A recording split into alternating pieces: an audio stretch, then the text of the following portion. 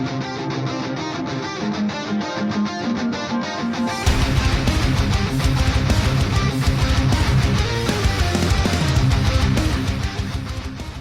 in this most recent update, we've also had the addition of Margaery's weapon into this weapon list tab of the game. So it isn't available yet, but you will note it says down here Source Archery Contest. Now, this is an interesting note to me before I get into this weapon at all. The scheduling of Archery Contest at the time of recording should be within the week, I think, and typically, of course, you have groups of free weapons in which the archery contest weapons are released. So you have the synergy enablers of Jaime, Sonara, and Layla. Then you have the free equivalent commanders of the 30% stats per each troop type in Andrea, Lena, and Miranda. And then the same for 40% with Lats, Enzo, and Drake. Now, only Margaery's weapon has been added to this list out of everything else was in the game previously, and there just isn't really an equivalent commander to Margaery to put in a trio, really. Like, for weakness, I'd say the closest thing would be Hector, but he, of course, is already in store. For bleed, there's no one. I'd say Kevin is the closest. Again, he's already in the store. The only arguments left would be Rhea and Patello, but of course Salma's weapon is also in store as an 100 BD pack as well. So it could be in a trio with Patello and Rhea. Nothing else makes sense at all in my opinion. But if it isn't, I feel like they might change the system of free grouped weapons, maybe to totally changing the board and how you pick it, or potentially allow you to select the free weapons you want in your free and keep it the same. So you could maybe pick, if you're just full mono imp, Sonara, Andrea, and Latz's weapons, rather than being forced into having those free split into 3 different groupings. Totally irrelevant to the point of this video, but it's an interesting point, I think, in general.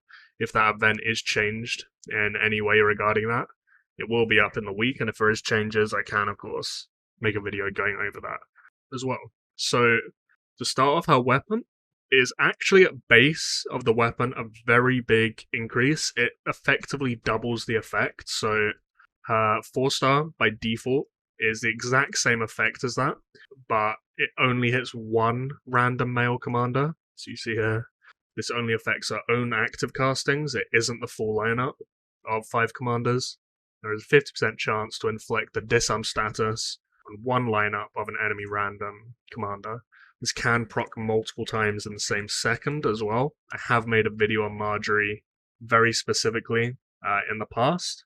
I will overlay that right now if you want to refer back to that in any way and go into details about this, but I'll probably repeat a lot of the same talking points because the focus of this video is, will this weapon make her viable for players to run? Because the conclusion of that video was the practicalities of this effect effectively, in my opinion, made her not worth using. So the problems this effect had is primarily tied to 2 points. So one is that it only affects male commanders. The issue of this is, of course, you can't affect female commanders. So of the 3 synergy types in the game, there will be female commanders ran typically in every single synergy. But for female specifically, of course, disarms will do nothing against this, because you'll want to be running 5 females, so you won't have anything to disarm.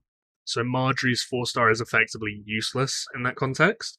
And then the second issue of it is it disarms, which is also the whole point of it, but weakness attacks cannot be disarmed because they cannot miss. So when you have heals ongoing and Jaime being triggered through particularly Drake, Enzo, Lats when they come online, as soon as they start healing, disarms will be irrelevant throughout the entire rest of the fight.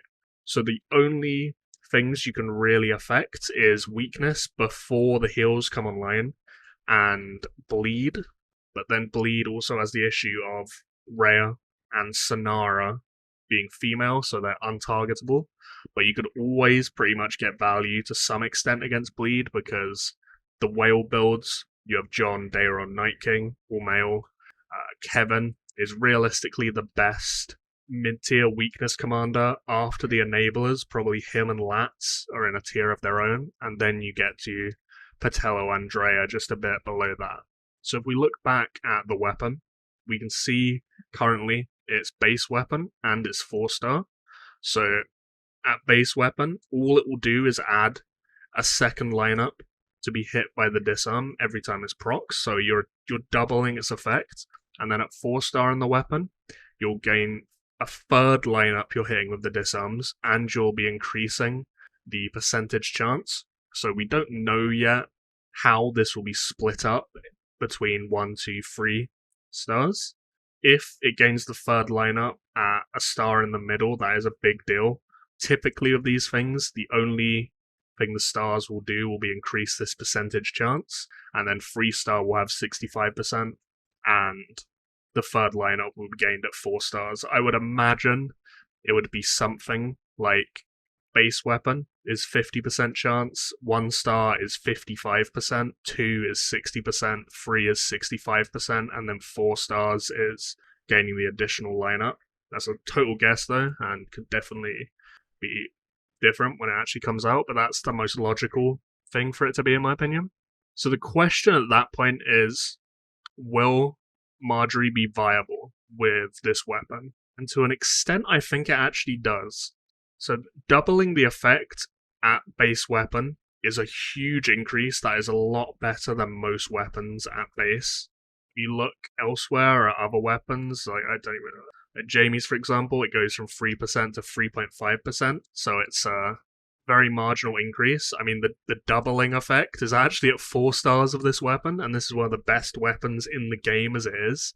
Margaery gains the double effect at just base, so that is very significant. And you could pretty much always have 2 lineups to hit against bleed and weakness. So you should always get guaranteed value against those synergies with this. Mid-tier bow builds now will also be running Kravras and Egbert guaranteed. So against bow players that aren't at the whale level, who are running full female, you should also get value there with this as well. The same issues will still remain. So it's how much value can you get despite those issues. So you're going to have to just accept that it's useless against female. It is just what it is. Ideally, you're in a situation where you can predict that and not run her. That's very rarely the case, though. But she'll never do anything against female.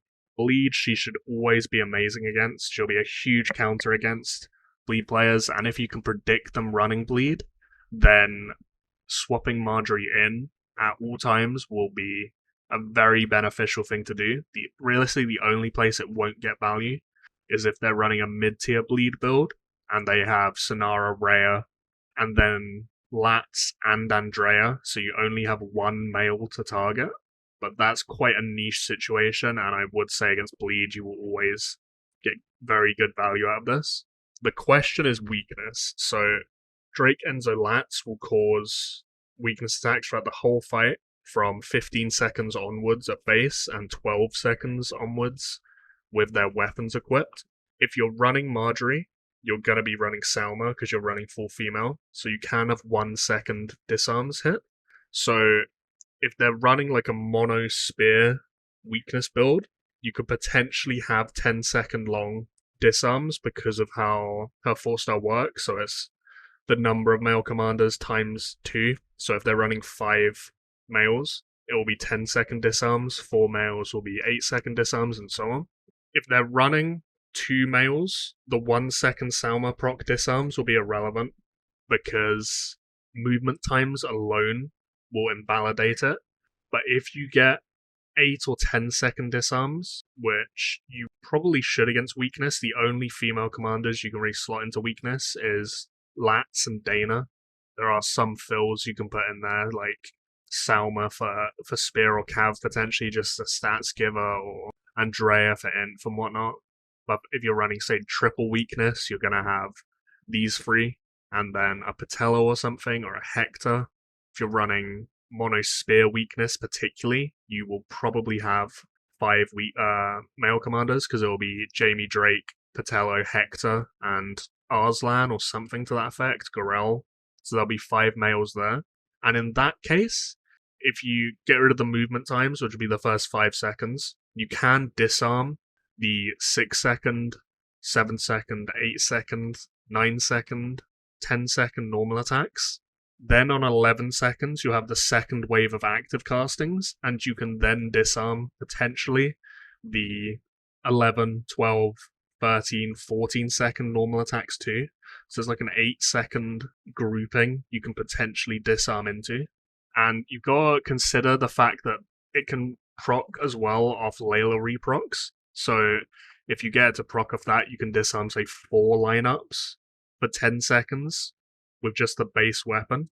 And at that point, you're gaining so much damage snowball because you're invalidating so much of their damage output that even against weakness, I think in that situation, against like a mono spear guy, across the fight, even though it's only hitting 8 seconds, that's still worth it in my opinion. That's a lot of value in total because the disarms you're getting from that are huge. I think this is going a long way again to hit the bleed synergy and the prominence of it, because this effect is actually very, very significant. It's to be seen how difficult the weapon will be to obtain, but I do think this will actually make her a lot more viable than she currently is, because even just at base, it's very good.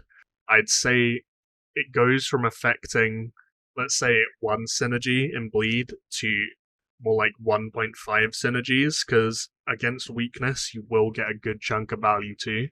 If they have things like Lats, Drake, Enzo weapons, it gets negated a little bit. So it is situational, and it's definitely following a trend of synergy counters, same way that Kevin really counters weakness builds.